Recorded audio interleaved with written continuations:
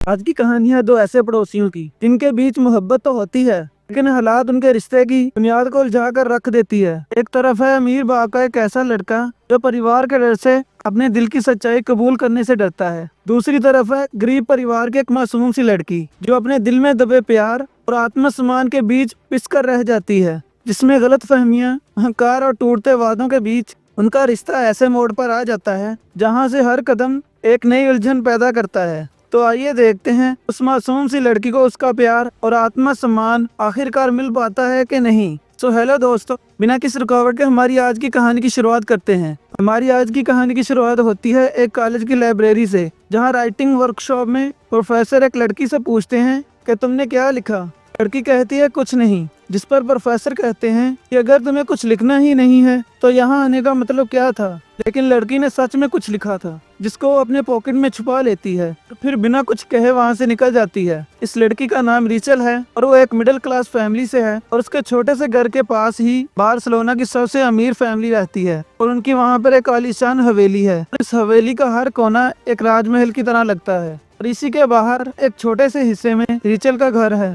जहाँ पर वो अपनी मॉम के साथ रहती है। डाल्को फैमिली के 3 बेटे हैं। उसमें सबसे बड़ा बेटा है आर्टिमास, सबसे छोटा है अपोलो, बीच वाले का नाम है अरीस, जो रिचल का क्रश है।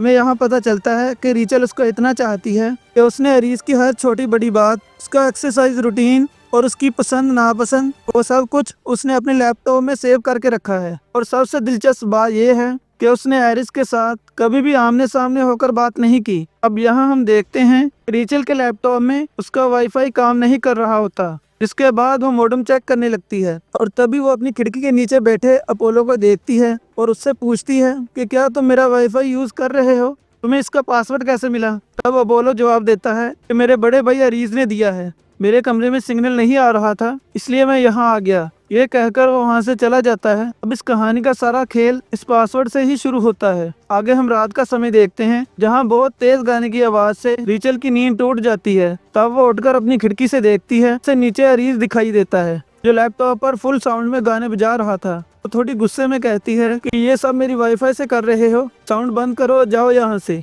तब एरीज कहता है कि तुम मेरे बारे में काफी कुछ जानती हो और मुझे भी तुम्हारे बारे में बहुत कुछ पता चल गया है। और फिर उसे विच कहकर वहां से चला जाता है। अगली सुबह कॉलेज में रिचल की मुलाकात अपने बेस्ट फ्रेंड योशी से होती है। वो उसे मजाक में कहता रहता है, रिचल मैं ही फ्यूचर में तुम्हारा हस्बैंड बनूंगा, लेकिन रिचल हमेशा उसकी बातों को मजाक में उड़ा देती है। फिर रिचल अपने कॉलेज के ग्राउंड में जाती है, जहाँ सभी बॉयज फुटबॉल ग्राउंड में एक्सरसाइज कर रहे थे और रिचल वहाँ सिर्फ रीज को ही देखने जाती है। तभी अचानक वहाँ बारिश शुरू हो जाती है और सब लोग वहाँ से भागने लगते हैं। फिर रीज भी वहाँ से पैदल अपने घर जा रहा होता है। तब रिचल चुपचाप उसका पीछा करने लगती है, लेकिन कुछ ही दूर जाने के बाद अचानक रीज उसकी आंखों से ओझल हो जाता है। तब रिचल इधर उधर देखने लगती है, तभी वो एक गड्ढे में गिर जाती है। लेकिन जैसे तैसे उठकर फिर से चारों तरफ देखती है तो तभी पीछे से अरीज आ जाता है, जिससे वो थोड़ा घबरा जाती है। फिर अरीज पूछता है कि तुम यहाँ मेरा पीछा क्यों कर रही हो। तब रिचल हड़बड़ाते हुए कहती है कि मैं किसी का पीछा नहीं कर रही थी।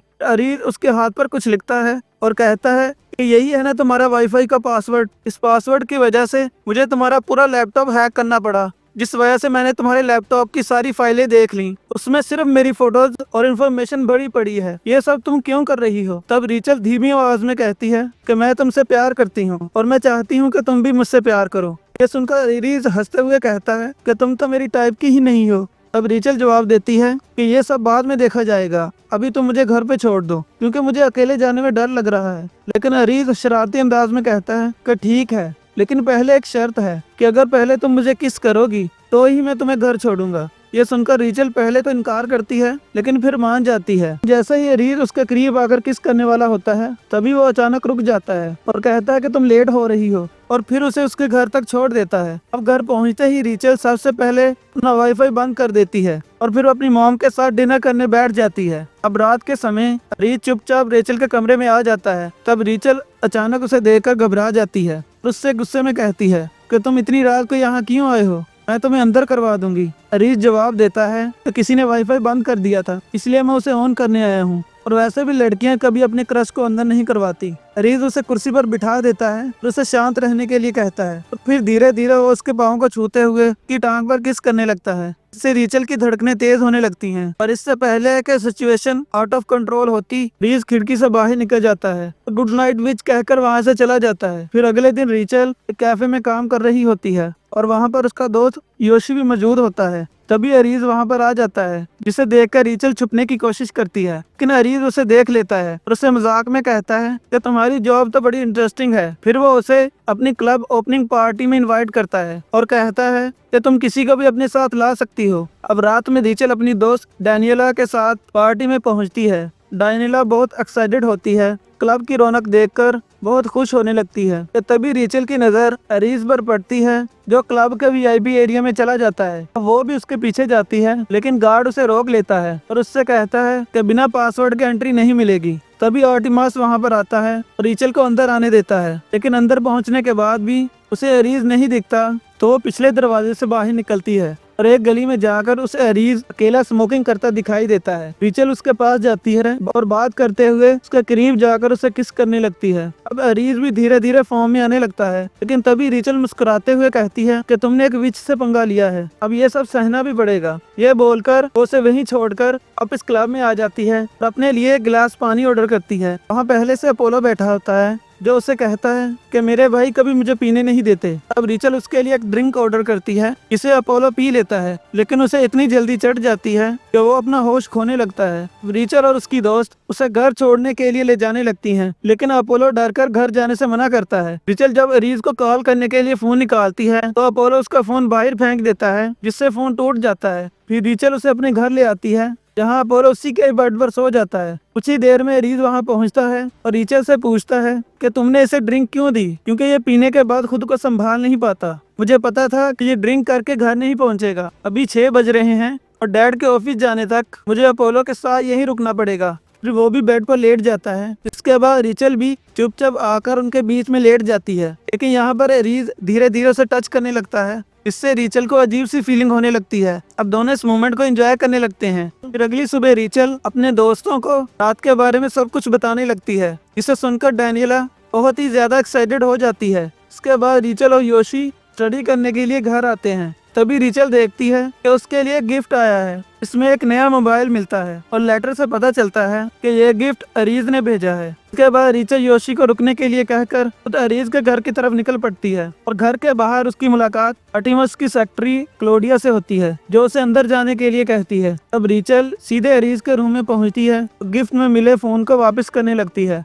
तब अरीज कहता है कि किसी का गिफ्ट लौटाना अच्छी बात नहीं होती, और वैसे भी मेरे भाई ने तुम्हारा फोन तोड़ दिया था। इस पर रीचल कहती है सिर्फ स्क्रीन टूटी थी, मेरा पुराना फोन अभी भी काम कर रहा है। इतना कहकर वो फोन रखकर जाने लगती है, लेकिन तभी अरीज उसे रोकता है। उसका हाथ पकड़कर कहता है कि मैं तुम्हें किस करना चाहता हूँ। यह सुनकर रीचल उससे अपना हाथ छुड़ाकर जाने लगती है, लेकिन कुछ ही कदम चलने के बाद वो फिर से आकर अरीज को किस करने लगती है, जिसको यहाँ पता चलता है कि रीचल का यह पहली बार है, इसलिए वो उससे कहता है कि एक बार फिर से सोच लो, क्या तुम इसके लिए तैयार हो। तब रीचल हाँ में जवाब देती है और फिर धीरे धीरे दोनों इंटीमेट होने लगते हैं और इस खूबसूरत मोमेंट को दोनों पूरी तरह एंजॉय करते हैं। और ये सब खत्म होने के बाद अचानक अरीज थोड़ा रूड होकर वहाँ से उठ जाता है और गेम खेलने लगता है और रीचल को मोबाइल लेकर जाने के लिए कहता है। अब उसकी हरकत देखकर रीचल भी गुस्सा होती है और गिफ्ट के मोबाइल को डस्टबिन में फेंककर अपने घर लौट जाती है। घर पहुंचकर वो योशी से कहती है कि आज पढ़ाई नहीं होगी, मेरा बिल्कुल मूड नहीं है, जिससे योशी समझ जाता है कि वहाँ कुछ गड़बड़ हुआ है। इसके बाद रीचल गुस्से में आकर अपनी खिड़की बंद कर देती है। के सामने से ही रीज का कमरा नजर आ रहा था। फिर अगली सुबह रीचल अपनी राइटिंग वर्कशॉप में होती है, तभी उसके मोबाइल पर रीज की एक फोटो आती है। इसमें वो रीचल की नेकलेस पहने हुए होता है। ये देखकर रीचल को याद आता है कि वो अपनी नेकलेस कल अरीज के कमरे में ही भूल आई थी, इसलिए वो तुरंत अपनी नेकलेस लेने के लिए अरीज के पास पहुंचती है। हाँ, अरीज अपने दोस्तों के साथ स्विमिंग पूल में मस्ती कर रहा होता है कि तभी अरीज आकर रीचल को लेकर पानी में कूद जाता है। इसके बाद रीचल कहती है कि पानी नमकीन है। अब रीज बताता है कि मुझे क्लोरीन से एलर्जी है, इसलिए हम क्लोरीन नहीं मिलाते। रीचल कहती है कि मेरा स्विमिंग करने का बिल्कुल भी दिल नहीं कर रहा, मुझे नेकलेस वापस चाहिए। तब रीज उसे अपने कमरे में ले जाता है और खुद उसके गले में नेकलेस पहनाता है। नेकलेस पहनाते हुए रीज उसे फिर से किस करता है, जिससे रीचल को कुछ होने लगता है। और दोनों फिर से अनकंट्रोल हो जाते हैं और कमरे में एक बार फिर से इंटीमेट हो जाते हैं। कुछ देर बाद अरीज अचानक उठता है और रीचल को वहीं छोड़कर कमरे से बाहर निकल जाता है। उससे कुछ घबराहट और बेचैनी सी हो रही थी, पर इसी दौरान क्लोडिया कमरे में आती है। रीचल को ऐसी हालत में देखकर उससे बुरा बर्ताव करने लगती है। अरीज बाहर खड़ा ये सब कुछ सुनता है, लेकिन वो बीच में नहीं आता। उसके बाद रीचल गुस्से में अपने घर चली जाती है। अगले दिन योशी रीचल का मूड ठीक करने के लिए उसे एक पार्टी में ले जाता है, लेकिन वहाँ पर अरीज पहले से ही एक लड़की के साथ मौजूद था। ये देखकर रीचल का मूड और भी ज्यादा खराब हो जाता है, तो योशी उसे समझाता है कि तुम उसे छोड़ो, चलो हम पार्टी एंजॉय करते हैं। इसके बाद डांस फ्लोर पर सभी लोग मस्ती में डांस करने लगते हैं, लेकिन इसी बीच रीचल की नजर अरीज पर पड़ती है, जो एक दूसरी लड़की को किस कर रहा होता है। ये देखकर रीचल का बहुत बुरा लगता है और उसका दिल टूट जाता है। फिर वो योशी के साथ अपने कॉलेज के स्विमिंग पूल पर चली जाती है। वहाँ उनके साथ डैनियला भी होती है और दोनों एक दूसरे से बातें करने लगते हैं, लेकिन बातें करते हुए रीचल मजाक करते हुए उसको पूल में धक्का दे देती है। लेकिन जैसे ही वो पूल में गिरता है, डैनियला गलती से पूल में कुछ केमिकल छोड़ देती है। तभी रीचल उसे जल्दी से बाहर निकालती है और तीनों वहाँ से भाग जाते हैं। दूसरी तरफ अरीज अपने घर लौटता है, जैसे कुछ अच्छा नहीं लग रहा होता। जब वो रीचल की वाईफाई कनेक्ट करने लगता है, अब वो कनेक्ट नहीं होता क्योंकि रीचल ने पासवर्ड बदल दिया था। अब जब वो उसे हैक करता है, अब वो देखता है कि रीचल ने पासवर्ड में गाली लिख रखी है। उस पर वो बहुत गुस्सा होकर रीचल को मैसेज करता है कि मैं तुमसे बहुत नफरत करता हूँ। अब रात में रीचल बहुत ज्यादा नशे में अपने घर पहुँचती है, पर वो घर की चाबी नहीं ढूंढ पाती और घर के बाहर ही बैठ जाती है। रीज उसे देखकर वहाँ जाता है और रीचल को उठाकर अपने कमरे में ले आता है। तभी रीचल कहती है कि मुझे एक कहानी सुनाओ, उसके बाद कभी मुझे नजर मत आना। तो रीज रीचल को इंडायरेक्टली अपनी ही कहानी सुनाने लगता है। वो अपने माँ बाप के बारे में बताता है कि कैसे उन दोनों ने किसी के सामने अलग अलग लोगों के साथ रिलेशन बनाए और ऐसा करने से उन दोनों में से किसी को भी प्रॉब्लम नहीं था। इतना सब होने के बाद उसके डैड ने उसे ये सलाह दी थी कि कभी भी प्यार में मत पड़ना, क्योंकि प्यार हमें कमजोर बनाता है। इसीलिए रीज आज तक प्यार से डरता है कि कहीं वो प्यार में न पड़ जाए। इसीलिए वो पिछली बार घबराकर उनसे बाहर निकल गया था। फिर वो इनडायरेक्टली ये भी बताता है कि उसके रीचल से प्यार हो गया है। तो ये सब सुनते हुए रीचल सो जाती है। फिर अगली सुबह रीचल की माँ उसे उठाती है, तभी वो अपने मोबाइल में देखती है कि रीज ने कुछ मैसेज करके डिलीट कर दिया है। फिर वो रीज का मैसेज करती है कि तुम मुझे अकेला छोड़ दो, लेकिन फिर उसे सेंड नहीं करती।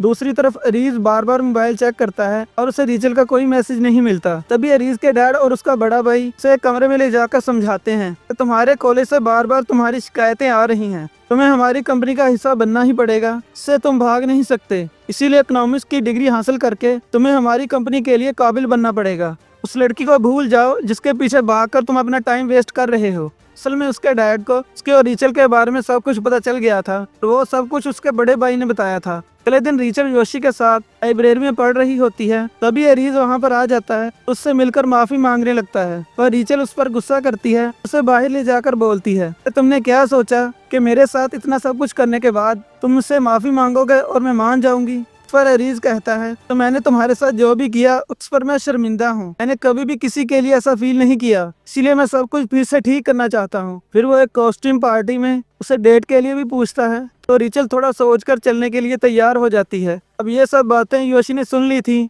जिससे उसे बहुत बुरा लगता है क्योंकि वो रीचल को लाइक करता है। अब वो रीचल से कहता है कि तुम उसे फिर से एक बार चांस देकर गलती कर रही हो। ये तुम भी अच्छे से जानती हो कि वो तुम्हें यूज करके बाकी लड़कियों की तरह छोड़ देगा। फिर रोते हुए मेरे पास मत आ जाना, क्योंकि मैं तब वहाँ तुम्हारे लिए नहीं रहूंगा। फिर आगे हम देखते हैं कि डेट का दिन आ जाता है, जहाँ रीज बताता है कि हम कॉस्ट्यूम पार्टी में नहीं जा रहे। मैंने इस पल को और ज्यादा बेहतर बनाने के लिए प्लान थोड़ा बदल दिया है। फिर वो रीचल के लेकर अपने ही ऑफिस की बिल्डिंग के टॉप पर जाता है, जहाँ पर उसने पहले से ही डिनर का अरेंजमेंट करके रखा था। रीचल इसे देखकर बहुत ज्यादा सरप्राइज हो जाती है और कहती है कि डिनर तो हम कर लेंगे, लेकिन उसके बाद क्या? जिस पर अरीज कहता है कि डिनर के बाद वो होगा जो सिर्फ तुम चाहोगी। इसके बाद दोनों बहुत सारी बातें करते हैं। फिर डिनर के बाद दोनों फुल मूड में वहीं पर इंटीमेट होने लगते हैं। इसके बाद हम उन दोनों को रोज मिलते हुए देखते हैं और वो एक दूसरे के लिए इतना पागल हो जाते हैं कि जहाँ पर भी चांस मिले वहाँ पर दोनों की रोमांस शुरू हो जाती है और अब उनके दिन बहुत ही खूबसूरती से गुजरने लगते हैं। फिर एक दिन अरीज अपनी फैमिली के साथ खाना खा रहा था, तभी उसके डैड उसे वो वीडियो दिखाते हैं। अब वो ऑफिस की बिल्डिंग के टॉप पर डिनर के मजे ले रहे थे। उस पर बहुत गुस्सा करने लगते हैं। तो मैंने मना किया था मैं उस लड़की के पीछे भागने के लिए। अगर ये वीडियो किसी और के हाथ लग जाती तो तुम्हारा करियर बर्बाद हो जाता। तभी अरीज गुस्से में ये बोलकर चला जाता है कि मुझे इस कंपनी में काम नहीं करना और ना ही मेरी इकोनॉमिक्स की डिग्री में दिलचस्पी है। फिर वो सीधा उस कैफे में चला जाता है जहाँ पर रीचल काम करती है और वहीं पर उसके साथ जॉब करने लगता है। अब एक दिन के बाद देखते हैं कि अरीज का बड़ा भाई आर्टिमस जब अरीज के रूम में जाता है तो वहाँ पर एक कैब देख लेता है जो उस कैफे का होता है जहाँ पर अरीज काम करता है। जिसके बाद उसका एड्रेस सर्च करके उस कैफे में पहुंच जाता है। वहाँ पहुंचकर वो अरीज को काम करते देखता है और उसके साथ रीचल को भी देखता है, जिससे उसे रीचल पर बहुत गुस्सा आता है। इसके बाद आर्टिमस अपने घर पर एक कंपनी पार्टी रखता है जहाँ पर अरीज रीचल को अपने साथ लेकर आता है अपनी फैमिली से मिलवाने। रीचल घबरा रही होती है कि अरीज के परिवार वाले उसे एक्सेप्ट करेंगे या नहीं, लेकिन रीचल को नहीं पता होता कि उस पार्टी में उसकी माँ वेट्रेस का काम कर रही है। इसके बाद अरीज जब रीचल को अपने परिवार के साथ इंट्रोड्यूस करवाने जाता है तभी आर्टिमस रीचल को इंसल्ट करने के लिए इशारा करके रीचल की माँ को ड्रिंक सर्विस करने के लिए बुलवाता है। तभी रीचल अपनी माँ को वेट्रेस का काम करते देख बहुत इंसल्ट फील करती है और बहुत ज्यादा दुखी होकर वहाँ से जाने लगती है। ये देखकर एरीज उसे समझाने जाता है लेकिन वो उसको चांटा मार देती है और अपने घर वापस चली जाती है। घर आकर वो बहुत रोने लगती है क्योंकि उसे लग रहा था कि एरीज ने इंसल्ट करवाने के लिए ये सब किया है और इसी गुस्से में वो बहुत दिनों तक उससे बात भी नहीं करती। लेकिन अरीज उससे बात करने की बहुत कोशिश करता है। फिर कुछ दिनों बाद अचानक ही दोनों में बात हो जाती है और वो दोनों एक दूसरे से माफी मांगते हैं। तभी अरीज बताता है कि कल कॉलेज में प्रॉम्प्ट पार्टी है, क्या मैं तुम्हारे साथ चल सकता हूँ। तब रीचल बोलती है कि तुम ना ही आओ तो अच्छा है, लेकिन फिर भी वो उसे मनाने की कोशिश करता है लेकिन वो नहीं मानती और वहाँ से चली जाती है। अब रीचल अपने घर आकर अपनी माँ के गले रखकर बहुत रोती है और बताती है कि रीज ने उसे धोखा दिया है। तो उसका मूड बदलने के लिए उसकी मॉम उसे ये बताती है कि तुम्हें पता है कि तुम्हारे पापा ने अपनी बुक कभी पब्लिश क्यों नहीं करवाई। असल में तुम्हारे पापा कभी पब्लिशर के पास ही नहीं गए। वो बहुत ही अच्छे राइटर थे पर उन्हें खुद पर यकीन नहीं था। फिर वो कहती है कि तुम्हें अगर अरीज पसंद है तो जाओ, उससे खुलकर बात करो। अगर रिश्ते किसी वजह से खत्म होने लगे तो सोच समझकर सिर्फ उस वजह को खत्म करते हैं, ना कि रिश्ते को। तभी रीचल को एहसास होता है कि अरीज को समझने में वो शायद गलती कर रही है। फिर वो तुरंत अरीज के घर जाती है जहाँ पर अरीज का बड़ा भाई उसे दरवाजे पर ही रोकने लगता है, लेकिन फिर भी वो अरीज को सॉरी बोलकर वहाँ से चली जाती है और बाहर आकर अरीज को मैसेज करती है कि मैं तुम्हारा प्रॉम में इंतजार करूंगी। और वो प्रॉम पार्टी में पहुंच जाती है जहाँ सभी डांस कर रहे होते हैं और वो अरीज का इंतजार करने लगती है। इधर अरीज को देखते हैं जो रीचल के पास पहुंचने के लिए भागते हुए आने लगता है, लेकिन जैसे ही पार्टी में पहुंचता है तब गेट पर ही उसे योशी रोक लेता है। उससे कहता है कि तू रीचल के साथ टाइम पास कर रहा है, ये सब ठीक नहीं है। कुछ दिनों के लिए तू उसका इस्तेमाल करेगा और फिर उसे छोड़ देगा। इस बात को लेकर दोनों में बहस शुरू हो जाती है। तो अरीज उसे समझाने के लिए पूल की तरफ ले आता है तो वहाँ बहस करते हुए दोनों में लड़ाई शुरू हो जाती है। दोनों की हाथापाई में अरीज पूल में गिर जाता है और पानी में क्लोरीन मिले होने की वजह से अरीज की सांसें रुकने लगती हैं क्योंकि उसे क्लोरीन से एलर्जी थी। इधर योशी सीधा रीचल के पास आता है, रीचल को बताता है कि अरीज यहीं पर है और वो तुम्हारे लिए आया है, लेकिन मेरी उससे लड़ाई हो गई है तो मैंने उसे पूल में गिरा दिया है। यह सुनकर रीचल तुरंत भागकर पूल की तरफ जाती है, लेकिन तब तक अरीज बेहोश हो चुका होता है।